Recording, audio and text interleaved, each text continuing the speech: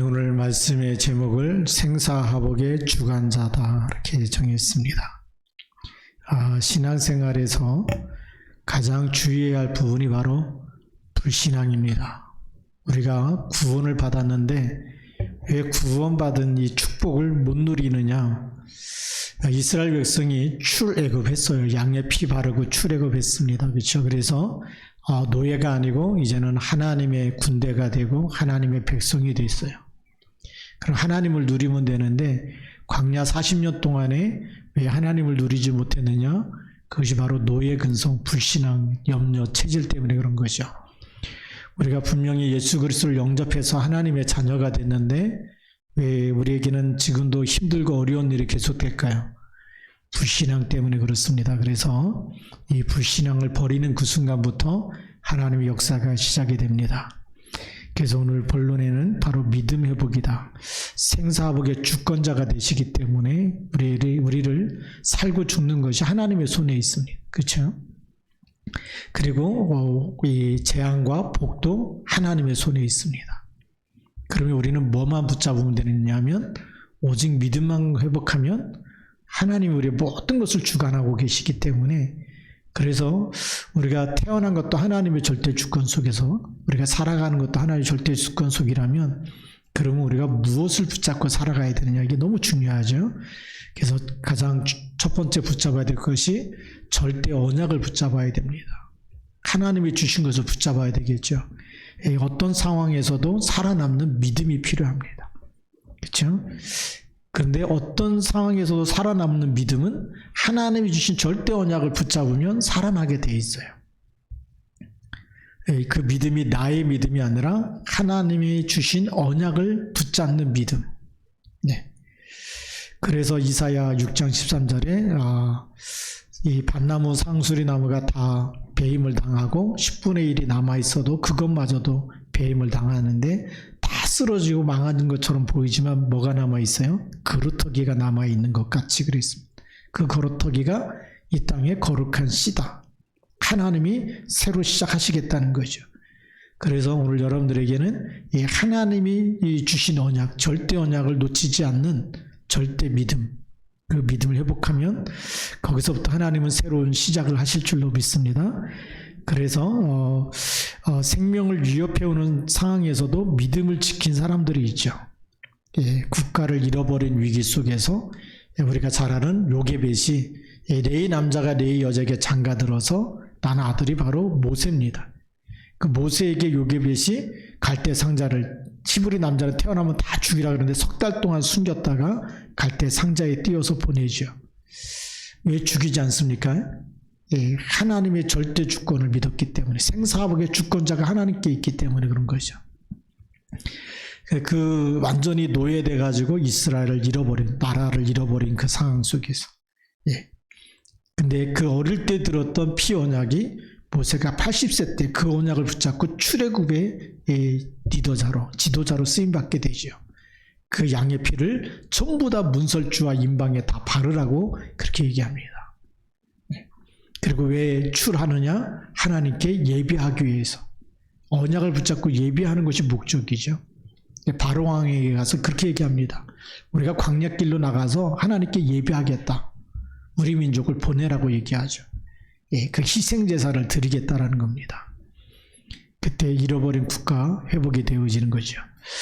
또 생명을 위협해오는 상황에서 거짓 선지자들의 많은 핍박도 압박도 있었습니다. 그래서 진짜 선지자들이 많은 어려움을 당하기도 하고요.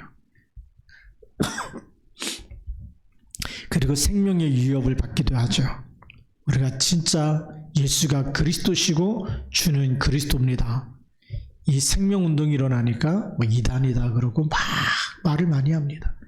우리는 성경에 있는 대로 성경에 써 있는 대로 우리가 믿고 고백하면 되는 거죠.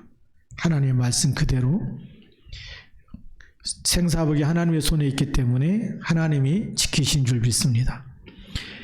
그리고 우리 앞에 구름같이 허다한 증인들이 있다라고 히브리서 11장에 말씀하고 있는데 그 첫 번째가 족장시대에 하나님은 아브라함과 요셉과 모세, 여호수아 이런 시대에도 보면 하나님이 아브라함의 하나님, 이삭의 하나님, 야곱의 하나님. 또 요셉 때도 보니까 여호와께서 요셉과 함께 하심으로 노예가 되든 감옥에 들어가든 무슨 일을 만나든 여호와께서 요셉과 함께 하셨다. 네, 그리고 모세를 보니까 하나님이 함께하는 사실을 믿고 언약을 붙잡고 가게 되죠. 처음에는 하나님이 안 믿어지니까 못하겠다 그러는데 손을 품에 넣어봐라. 넣어서 꺼냈더니 문둥병이 걸리고 다시 넣었다 꺼냈더니 온전하게 지고 지팡이를 던졌더니 뱀이 되고 다시 잡았더니 다시 지팡이가 되고 하나님이 지금 창조주로 역사하시는 거죠. 그래서 모세가 하나님을 믿는 그 순간부터 하나님의 역사가 일어나는 겁니다. 여호수아도 마찬가지죠. 내 종 모세가 죽었는데 모세와 함께 했던 것 같이 너와 함께 하겠다. 내가 밟는 땅은 다 내게 주었다. 그걸 강하고 담대하라고 얘기하죠. 그러면서 하나님의 말씀을 주야로 묵상하면 내가 어디로 가든지 형통하게 될 것이다 라고 말씀하십니다. 네. 그래서 우리가 어떤 믿음을 회복해야 되느냐? 하나님을 믿는 믿음, 하나님이 주신 언약을, 절대 언약을 믿는 믿음. 또 왕정시대에 우리 포로시대라고 얘기하죠. 여기에 다니엘과 사드락, 메삭, 아벳느고, 에스더 다 포로시대의 사람들입니다. 이 사람들의 특징이 뭘까요?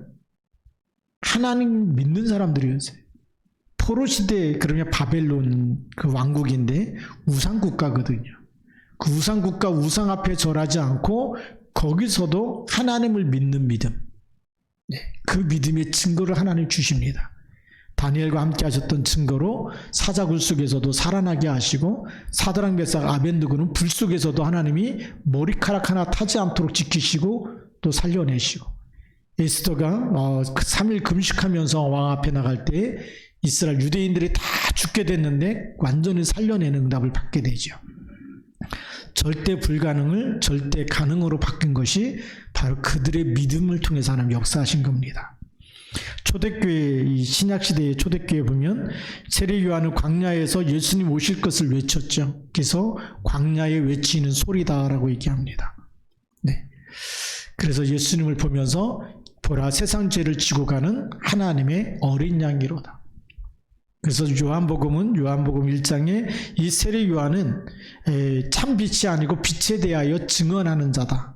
참빛 곧 세상에 와서 각 사람에게 비치는 빛이 있었다라고 얘기하죠. 초대교회도 많은 이 구름 같은 증인들이 있습니다.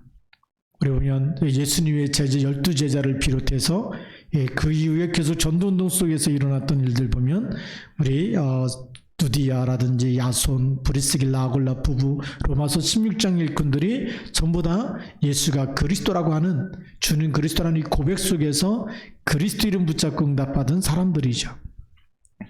그래서 우리는 불신앙하면 실패할 수밖에 없다는 것을 우리는 반드시 성경의 교훈으로 우리는 깨달아야 됩니다.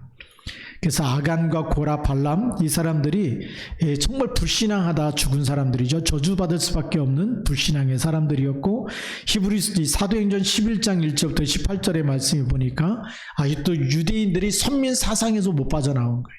예수를 믿었는데 왜 이 고넬료의 집에 들어가서 식사를 하고 같이 세례를 주었느냐. 율법신앙, 유대신앙, 선민 사상이 남아있기 때문에 그런 거죠. 그리고 사도행전 5장 1절부터 10절에도 보면 아나니아, 삽비라가 밭을 팔아서 다 하나님께 드리겠다고 작정해 놓고 아까운 생각이 드니까 얼마를 감춘 거죠. 근데 하나님의 영을 속일 수가 없는 거죠. 그래서 두 사람이 하루아침에 죽게 되는 이런 쌍묘의 비극이 일어나게 됩니다. 하나님의 영은 사람의 영에게 속지 않습니다. 이런 것을 성경 우리에게 말해주고 있고요. 그럼 우리는 어떤 믿음을 가지고 있어야 되느냐? 가장 첫 번째가 구원 얻는 믿음입니다. 그리스도로 말미암아서 내가 마귀자녀에서 하나님의 자녀로, 사방에서 생명으로 하나님이 나를 재창조하신 거죠. 그리고 두 번째 믿음은 하나님의 능력을 믿는 믿음. 이 믿음을 가지고 우리는 주님 오실 때까지, 그리스도의 날까지 이 믿음 가지고 가야 될 줄 믿습니다. 하나님의 능력을 믿는 믿음. 우리가 기도하는 시간에 예수 이름 부르는 시간에 성령으로 우리에게 역사하십니다. 보좌의 축복이 우리에게 나타나는 시간이 우리가 찬양하고 기도하고 예배하며 또 우리가 하나님께 집중으로 기도하는 그 시간이 바로 하나님의 능력을 힘입는 시간인 줄 믿습니다. 세 번째로는 하나님이 우리의 삶을 주관하시는 믿음, 생사화복을 주관하시는 믿음이 있어야 됩니다. 그래서 우리는 세상을 따라가는 게 아니에요. 우리는 오직 하나님의 말씀을 따라가면, 말씀을 붙잡고 우리의 말씀이 이 성령의 인도를 받게 되면 하나님이 준비하신 축복이 따라오는 겁니다. 너희는 먼저 그의 나라와 그의 의를 구하라. 거기까지가 우리가 할 일이에요. 그러면 이 모든 것을 너에게 더하시려나. 그거는 하나님이 하시는 겁니다. 근데 우리는 모든 걸 더해 줄 거를 막 챙기려고 하면서 막 뒤에 걸 생각하면서 앞에 걸 한다. 그게 동기거든요. 그래서 우리가 잘못된 동기를 버려야 됩니다. 우리가 온전한 동기가 그리스도가 되어야 되겠죠. 그리스도로 이미 구원받은 것으로 우리가 받아야 될 모든 축복은 이미 다 받은 겁니다. 사업이 잘 되든 안 되든 간에 이미 우리는 사업이 잘 돼도 구원은 못 받잖아요. 이 하나님이 그리스도 안에 모든 걸 다 주셨기 때문에 우리가 이미 돈으로 계산할 수 없는 어마어마한 축복을 받은, 그래서 구원받은 나 자신이 전무후무한 응답을 받은 겁니다. 그래서 하나님의 나라를 위해서 기도하고 가면, 그리고 하나님이 원하시는 것 위해서 우리가 쓰임받으면 모든 걸 더해 주신다는 것이죠. 우리의 삶을 하나님께 맡기고. 그래서 네 번째는 생명의 주관자를 아는 믿음입니다. 생명의 주관자를 아는 믿음은 어떤 믿음일까요? 내 생명을 어떤 권세 있는 사람이 좌지우지하는 게 아니에요. 주규철 목사가 우상숭배 신사참배하지 않았다는 이유로 감옥에 갇히게 되죠. 근데 그 사람의 생명은 그 어떤 일본 순사가 좌지우지하는 것처럼 보일지라도 아니에요. 하나님께서 붙잡고 계시는 겁니다. 그래서 성경에 예수님이 무슨 말씀하냐면 너희 육신을 죽이는 사람을 두려워하지 말고 그랬어요. 영혼의 생사학을 붙잡고 계시는 분이 하나님이십니다. 그래서 우리가 하나님을 두려워할 줄 알아야 되거든요. 이게 진짜 믿음입니다. 우리가 사는 건 잠깐이잖아요. 근데 우리 이 영혼의 생명은 영원한 것인 줄 믿습니다.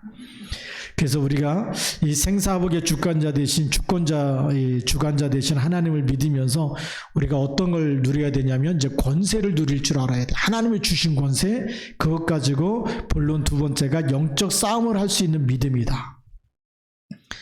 우리가 이 하나님 주신 권세를 못 누리면 자꾸 우리는 육신 싸움만 하게 되는 거죠. 그래서 바리새 교회의 싸움이 뭔지 아시죠? 바리새 교회의 싸움이 율법을 지켰냐 안 지켰느냐, 구원받았느냐가 아니라 율법을 지키느냐 안 지키느냐의 싸움이죠. 예수님 오신 목적은 살리는 싸움이잖아요. 안식일에 왜 마른 사람이 고쳤느냐, 안식일을 범했다 그러는데 예수님, 그럼 너희들이 가다가 양 한 마리가 구덩이에 빠지면 안식일에도 꺼내지 않느냐. 그래서 예수님이 당연히 사람들이 그렇게 귀신에게 눌리고 아파있고 병들고 치유하는 것이 당연히 안식일에 그 고통에서 빠져나오는 것, 그래서 참 안식을 얻는 것, 그것이 예수님이 할 일인 거죠. 그래서 인자는 안식일의 주인이다라고 이렇게 말씀하신 겁니다. 또 중세교회를 보면 중세교회는 말씀 중심이 아니에요. 말씀 중심으로 갔으면 벌써 세계는 복음화되고 남았겠죠. 그래서 다시 마리아상을 세워놓고 이렇게 형상을 숭배하기 시작한 거죠. 왜 그럴까요? 그리스도가 희미해지니까.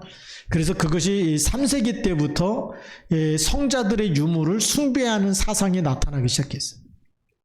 믿음이 희미해지니까 누구의 이름을 불러요? 나보다 믿음 좋은 사람, 성자들의 이름을 불러가면서 기도하죠. 그래서 지금도 카톨릭에서는 기도할 때 성자들의 이름을 계속 불러요. 뭐 베드로, 마리아, 계속 다 부릅니다. 왜 그럴까요? 본인이 그런 믿음이 없으면 나보다 믿음 좋은 사람이 대신 하나님께 기도해달라고. 여러분, 믿음이 약할수록 누구 찾아오죠? 어떤 때는 목사님 막 기도해 주세요 그러잖아요. 그리스도 이름이면 충분한데, 이 그리스도 이름이 충분하고 완전하고 모든 것 된다는 확신이 있는 사람은 본인이 그리스도 이름 가지고 기도하면 됩니다. 우리 만인 제사장이라 그러죠. 중세교회에서 개혁교회로 이제 이 종교개혁이 일어나게 되는데 왜 일어나느냐? 바로 오직 믿음으로, 그 다음에 오직 성경으로 돌아가자는 거예요. 그리고 만인 제사장이라는 거예요. 만인 제사장이 뭡니까? 너희는 왕같은 제사장이다. 거룩한 나라요, 그의 소유된 백성. 우리가 하나님 앞에 직접 나와서 하나님을 아버지라고 부를 수 있고 하나님께 기도하며 응답받을 수 있고. 그래서 우리가 이 육신 싸움하는 이 중세교회 보면 자리 싸움 하느냐고요. 말씀으로 들어가서 오직 믿음, 오직 성경, 오직 만인 제사장, 이걸 성경에 있는 대로 얘기하면 되는데 성경에 있는 거 싹 빼버리고 면죄부를 사야지만 구원받는다고 얘기하고, 그러면서 그 돈을 가지고 큰 교회를 많이 줬어요. 건축을 했는데 하나님이 원하시는 게 그게 아니죠. 하나님이 원하시는 건 뭘까요? 진짜 그리스도를 영접해서 하나님의 자녀가 되는 겁니다. 그래서 이 중세시대 때 예수 그리스도를 다시 영접해야 된다. 그냥 그리스도가 누군지 모르고 세례받은 사람 그렇게 구원받은 게 아니고 다시 영접해야 된다. 그랬더니 또 이단으로 몰았어요. 그게 이제 제세례파라는 교단이 또 나오게 됐어요. 그래서 성경학을 공부하면서 이게 얘가 진짜 얘는 이단이 아니고, 그렇죠, 그리스도 힘이 하면 다시 예수 그리스도 영접하고 다시 세례받겠다는데 뭐가 잘못된 거겠습니까? 근데 중세시대는 그걸 다 이단으로 정죄하고 그렇게 했어요. 그래서 종교개혁 운동이 일어나게 될 때 하나님 역사하신 거죠. 18세기, 19세기에는 하나님이 교회 밖에 선교단체를 통해서 복음운동을 일으켰어요. 교회가 또다시 윤리운동으로, 도덕적인 운동으로, 선행운동으로 가다 보니까 하나님이 그렇게 할 수밖에 없는 거죠.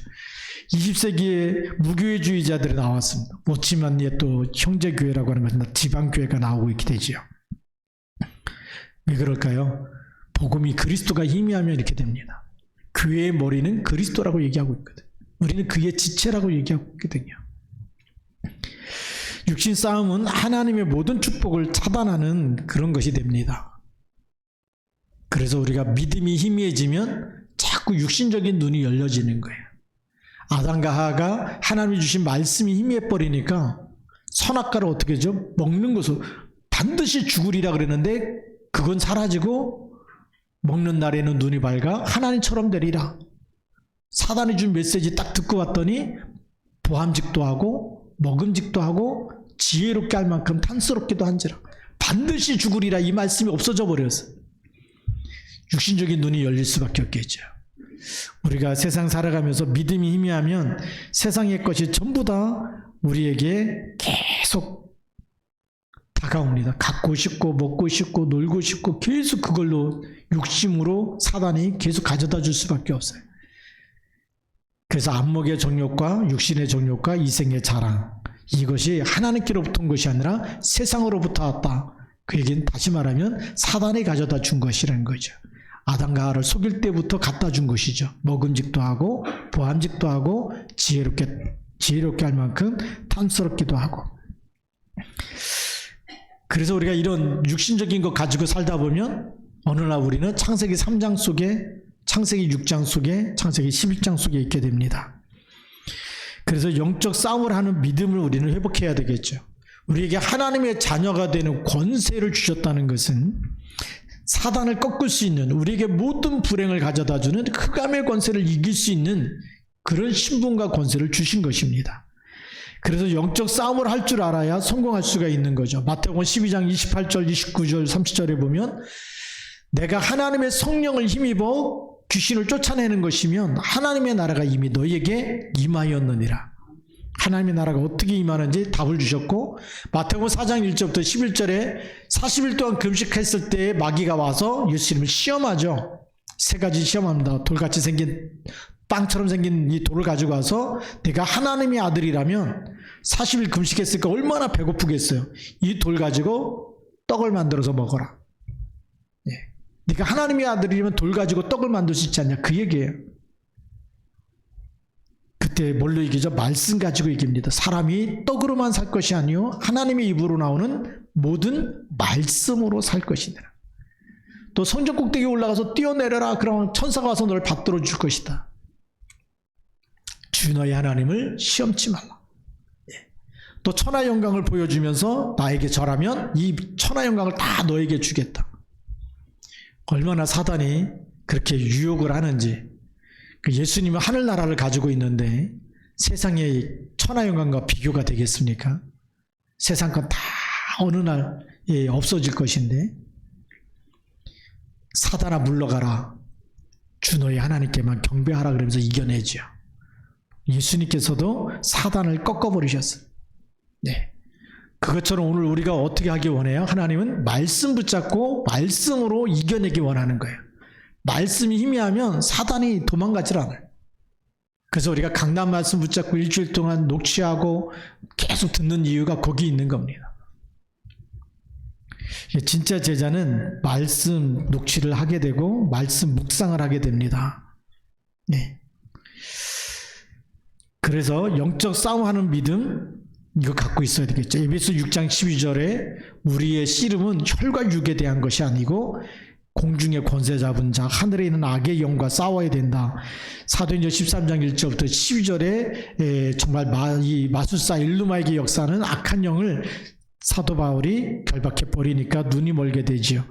사도행전 16장 16절부터 18절에는 정말 귀신 들려 점하는 이 여종에게 붙은 귀신을 그리스도 이름으로 쫓아내 버립니다. 사도행전 19장 8절부터 20절에 우상 문화 속에 있는 흑암 세력에 그리스도를 전달하면서 다 듣게 말할 때에 그 지역 전체에 말씀이 흥황하여 세력을 얻게 되는, 그래서 로마도 보아야 하리라. 영적 싸움에서 승리하게 되면 그 다음에 하나님이 문 여시는 길이 보이는 거죠. 그걸 우리는 비전이라고 그러고 꿈이라고 얘기합니다. 그러면서 우리는 영적 싸움을 할 줄 아는 사람은 육신 싸움도 바르게 할 수 있는 거죠. 선한 경쟁, 싸우지 않고 승리하는 겁니다. 우리는 무슨 싸움을 하는 거냐? 살리는 싸움을 하는 거예요. 진짜 성령 충만한 사람일수록 살리는 싸움을 합니다. 악령이 충만할수록 어떤 싸움일까요? 죽이는 싸움을 하죠. 어떻게든지 남을 미워하고 또 비난하고 비판하고 정죄하고, 그게 사단의 영에 잡힌 사람일수록 그 심부름 하지만 성령에 충만한 사람일수록 살리는 싸움을 합니다. 선한 경쟁을 하게 되죠. 그래서 영적 싸움의 이유를 알면 결과가 나옵니다. 영적 싸움해야 될 이유, 그게 뭘까요? 정말 사단을 결박할 수 있는 이름, 그리스도 이름을 주셨는데 내가 그 이름으로만 기도하면 나에게 어떤 어려움과 불행과 고통도 흑암 세력은 다 결박되어진다 라는 믿음을 우리에게 주신 겁니다. 그래서 누가복음 10장 19절의 언약을 붙잡고 내가 너에게 뱀과 정갈을 밟는 권세를 주었노니 너를 해칠 자가 결단코 없으리라. 그리스도의 이름, 그 이름이요 충분하게 창세기 3장 15절에 여자의 후손이 너의 후손의 머리를 상하게 할 것이다. 우리가 기도만 하면 흑암 권세는 무너지는 줄 믿습니다. 그때부터 현장 보는 눈이 열리게 되죠. 세상 나라가 보이고 배후에 사단의 나라가 보입니다. 우리는 그리스도 이름으로 기도하며 갈 때마다 예수님이 말씀하신 대로 너희는 먼저 그의 나라와 그의 일을 구하라. 그러면 뭐가 임하죠? 모든 것 더해준다고 얘기했지만 하나님의 나라가 임하게 될 때 그곳에는 세상 나라 배후에 사단의 나라가 결박되어져서 하나님의 나라가 임하는 축복을 우리가 보게 될 줄로 믿습니다. 그때부터 전도 선교 문이 열리고 만남의 축복이 열리게 되고 그때부터 빛의 경제가 회복되는 것이죠. 흑암 경제가 무너져야 빛의 경제가 오는 것이죠. 그러면서 우리는 교회의 헌신이 달라지게 됩니다. 사람에게 보이게 한 헌신이 아니고 정말 하나님 앞에서 신령과 진정으로 예배하면서 하나님이 원하시는 것을 우리가 말씀을 붙잡고 말씀을 심부름하는 그것이 진짜 헌신이 되는 거죠. 네. 우리 본론 세 번째를 보면 세계 선교를 할 만한 믿음이 우리에게 회복되어지길 바랍니다. 나의 주의를 살리는 것이 전도죠. 언제 데려가실지 모르기 때문에 한 번의 만남이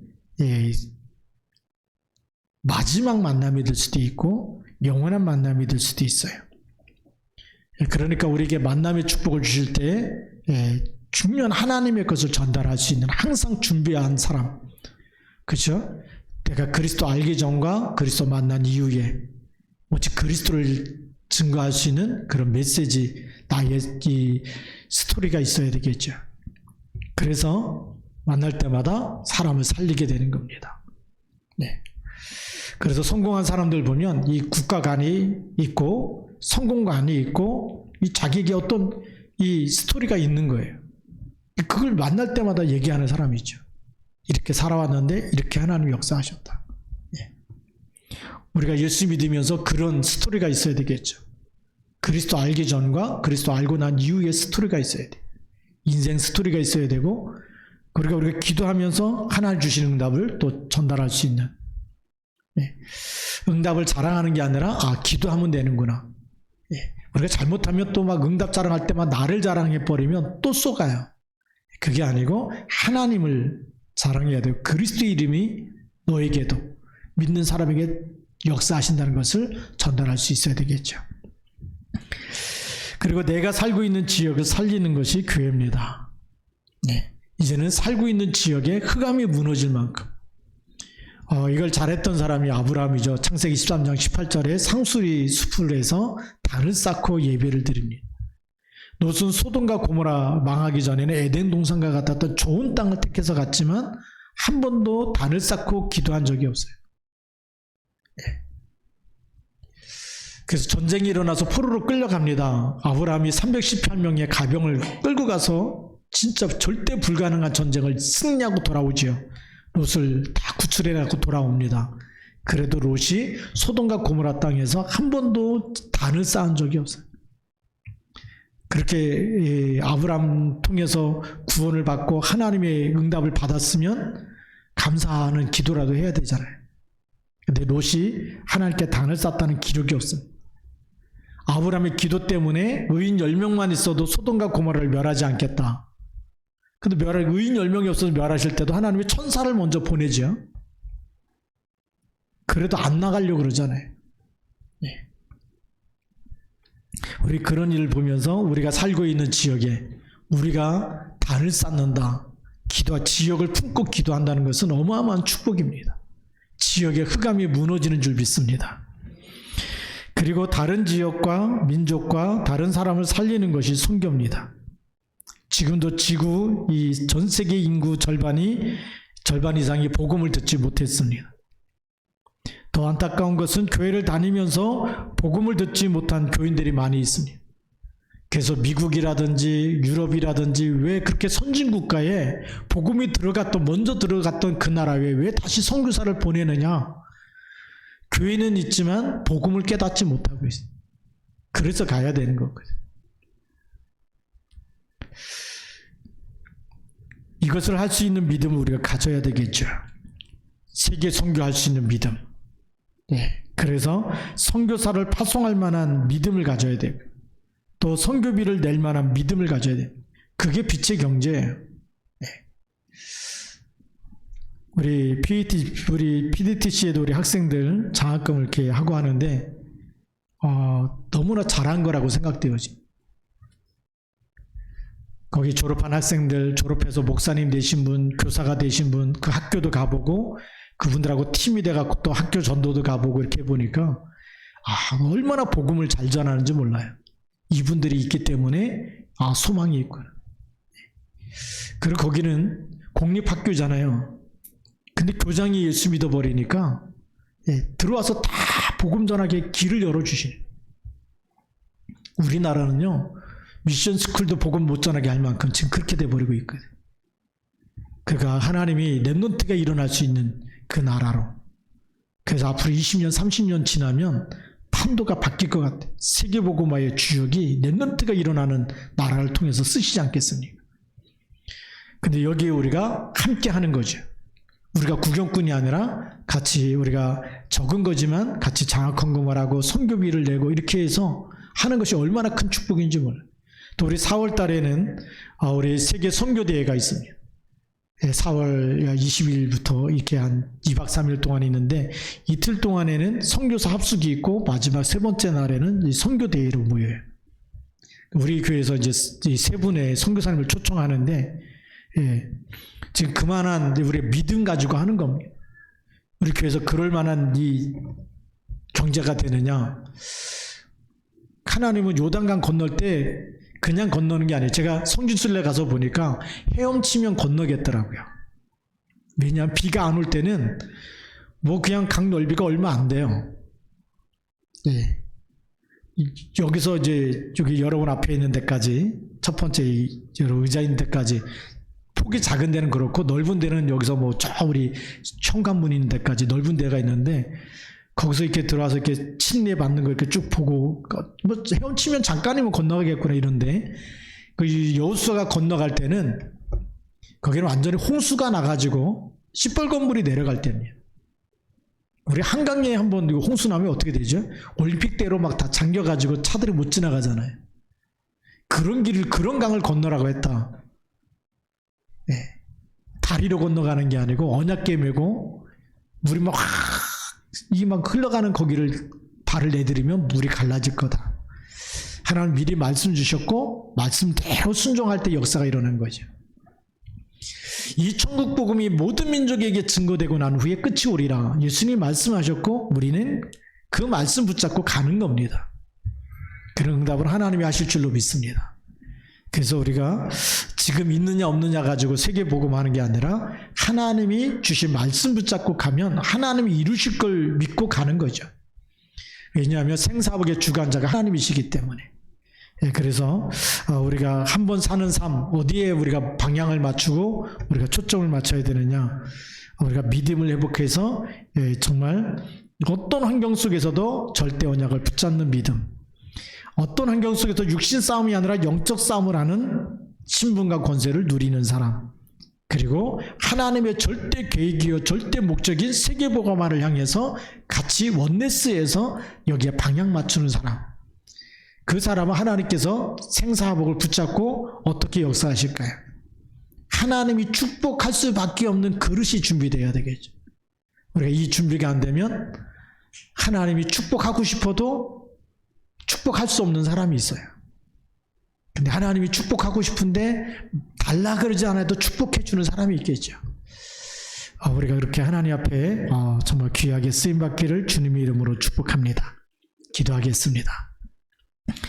같이 한번 우리 도통성으로 기도하겠습니다. 오늘 우리 말씀대로 하나님 한번 내가 살아가는 삶, 나의 생사복을 하나님이 주관하고 계시는데 내가 하나님의 절대 언약을 붙잡고 신분 권세를 누리고 하나님과의 원네스 돼서 하나님의 소원이 나의 소원 돼서 하나님의 소원을 이루는 데 쓰임받게 하옵소서. 하나님이 축복할 수밖에 없는 복의 근원이 되게 하옵소서. 언약의 사람 되게 달라고 같이 한번 우리 통성으로 기도하겠습니다. 살아계신 하나님 아버지 감사합니다. 오늘 우리 말씀 붙잡고 오늘도 하나님 세상에 수많은 것이 우리를